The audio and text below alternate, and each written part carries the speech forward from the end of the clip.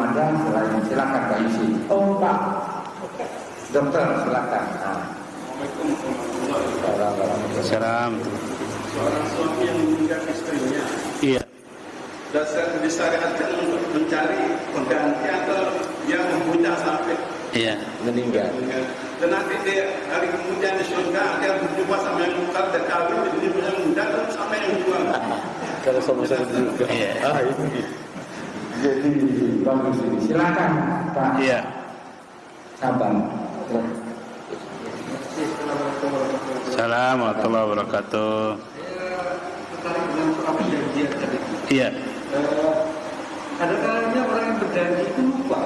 Iya. Nah, sehingga dia kapan orang lain ingat. Nah, sehingga maksud saya mungkin ada satu ikhtiar untuk membuat tidak lupa. Iya. Untuk membuat tidak lupa itu kelihatannya sejak zaman Rasulullah mungkin sudah pernah saya juga mendengar terkait dengan tertulis. Iya. Ditulis. Hmm. Itu aja. Iya. Iya. Sudah dipahami. Silakan Ustaz. Jazakumullah khairan. Bismillah, alhamdulillah, wassalatu wassalamu ala rasulihi wa ala alihi wa sahbihi wa mawalah wa ba'du. Suami yang ditinggal mati oleh istri, apakah disyariatkan untuk menikah lagi atau membujang? Jemaah pengajian rahimani wa rahimakumullah, hukumnya menikah itu sunnah. Di antara sunnah-sunnah Rasulullah SAW, hukum asalnya itu sunnah. Jadi kalau kita menikah, itu kita dapat pahala. Jadi kalau kita bicara apakah nikah lagi atau tidak, ya jelas jawabannya sebaiknya nikah lagi, karena ini adalah sunnahnya Rasulullah SAW. Karena dengan menikah kita dapat pahala. Namun di balik itu, menikah ini juga punya hukum-hukum yang berkaitan dengan keadaan-keadaan tertentu. Misalnya, akan menjadi wajib hukumnya menikah jika sang suami tidak bisa menahan hawa nafsunya. Istrinya sudah meninggal dunia, dia tidak bisa menahan hawa nafsunya. Bisa jadi nanti dia berzina. Pada saat itu hukumnya menikah wajib. Kalau dia punya kemampuan, hukumnya wajib. Kalau dia tidak punya kemampuan, Rasulullah SAW bersabda, fa'alaihi bis-saum fa inna lahu wija. Maka hendaknya dia berpuasa, karena puasa itu bisa menahan hawa nafsu. Kemudian bisa jadi hukumnya haram kalau dengan menikah itu dia menelantarkan istrinya, tidak bisa memberikan kewajiban-kewajiban seorang suami. Misalnya karena sudah terlalu tua, menikah dengan gadis masih muda, sementara dia sudah tidak bisa menggauli istrinya. Yang seperti ini jelas akan menyiksa pasangan. Yang seperti ini, jemaah pengajian rahimani wa rahimakumullah, kalau tidak diridhoi oleh sang wanita, ya jelas sang wanita akan minta cerai. Tapi kalau ditahan-tahan terus, ya jelas sang suami berdosa. Jemaah pengajian rahimani wa rahimakumullah, semoga Allah Subhanahu wa taala merahmati kita semuanya. Jadi ukur-ukur kemampuan, jangan sampai sudah tidak punya kemampuan sama sekali mau nikah terus, ya kasihan orang. Ya kalau mau nikah hanya sekedar untuk mengurus urusan rumah tangga, ya cari yang memang sudah tidak lagi menginginkan pergaulan lagi. Ya.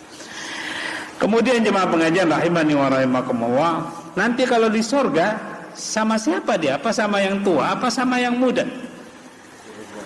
Sama kedua-duanya. Oleh karena itu yang punya istri 4 di dunia ini, di sorga nanti sebelum dapat bidadari, istrinya juga 4. Oh, bapak-bapak sudah tertarik juga ya. Bayangkan istrinya dari kalangan penduduk dunia 4 ditambah sama bidadari. Semakin banyak berarti kalah yang istrinya cuma 1, 2. Dalilnya apa? Dalilnya Rasulullah SAW punya banyak istri. Ada di antara istri beliau yang namanya Saudah. Rasulullah SAW sudah tidak lagi punya hasrat kepada Saudah ini karena sudah tua. Rasulullah SAW kelihatannya sudah mau menceraikan Saudah, tapi Saudah berkata, jangan ceraikan saya. Saya hadiahkan malam saya untuk istri Rasulullah SAW yang paling dicintai, yaitu Aisyah radhiyallahu ta'ala. Akhirnya malamnya Aisyah itu lebih daripada yang lain karena sudah diberikan oleh Saudah.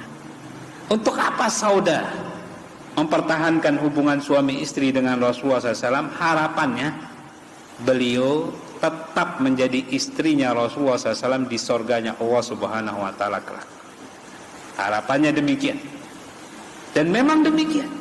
Istri-istrinya Rasulullah SAW akan bersama Rasulullah SAW di surganya Allah Subhanahu wa Ta'ala kelak. Berbeda dengan akidahnya orang-orang Syiah. Akidahnya orang-orang Syiah berkata bahwasanya semua istri-istrinya Rasulullah SAW itu masuk neraka. Waliyadzubillah.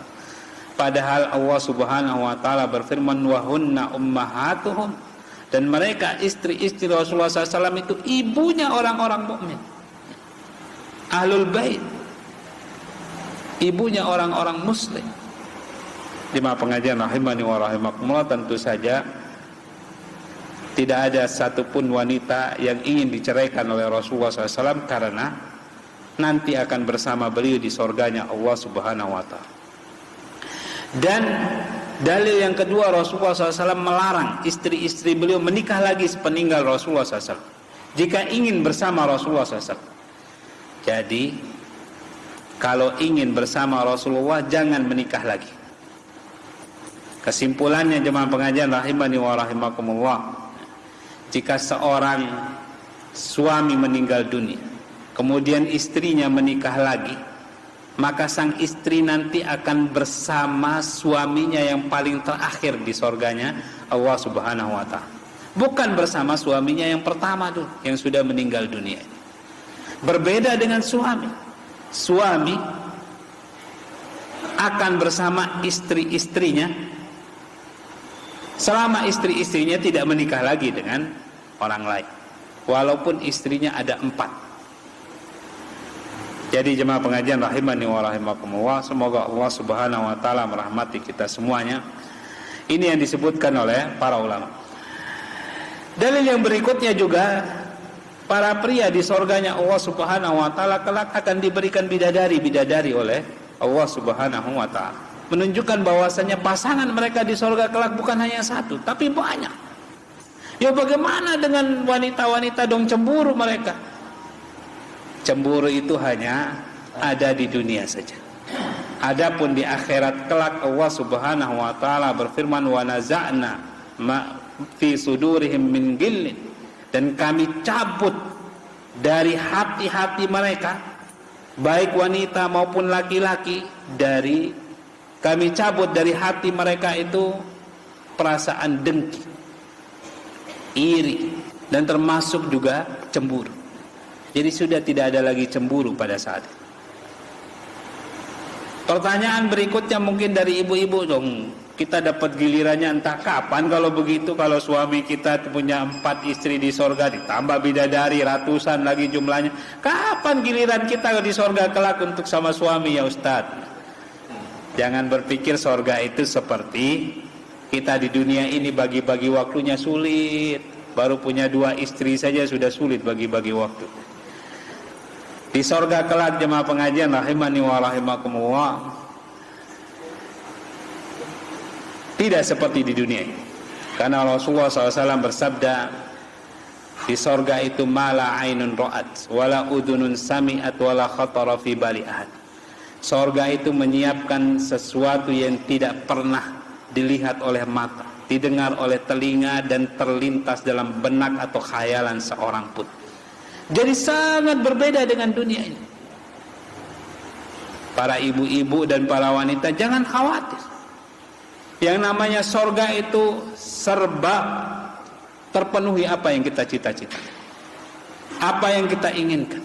Jadi Allah Subhanahu wa taala Maha Kuasa membuat kita puas dengan suami-suami kita di sorganya Allah Subhanahu wa taala kelak, walaupun mereka punya bidadari yang banyak. Jangan khawatir. Ya. Kalau di dunia ada rasa cemburu, di sorga tidak ada lagi rasa cemburu. Wallahu taala alam. Pertanyaan Pak Dokter lagi. Kemudian yang berikutnya tentang perjanjian. Janji-janji itu biasanya ada lupa. Perjanjian ini saya lupa, saya ini, saya itu, akhirnya terjadi perselisihan. Dan memang betul katanya Pak Dokter tadi, memang disunnahkan, bahkan dalam keadaan-keadaan tertentu diwajibkan perjanjian itu ditulis. Ditulis seperti perjanjian damai, seperti perjanjian jual beli. Untuk lebih afdolnya, supaya tidak terjadi hal-hal yang tidak diinginkan, supaya sesuai dengan hukum-hukum yang berlaku di satu tempat, lebih bagus itu terdaftar. Nah, ini saya bukan iklan Pak Petar ini. Tapi memang begitu. Ya. Jadi notaris itu lebih tahu kalimat-kalimat yang bisa dipakai di hadapan pengadilan, yang bisa menguntungkan dan menjaga hak-hak seseorang.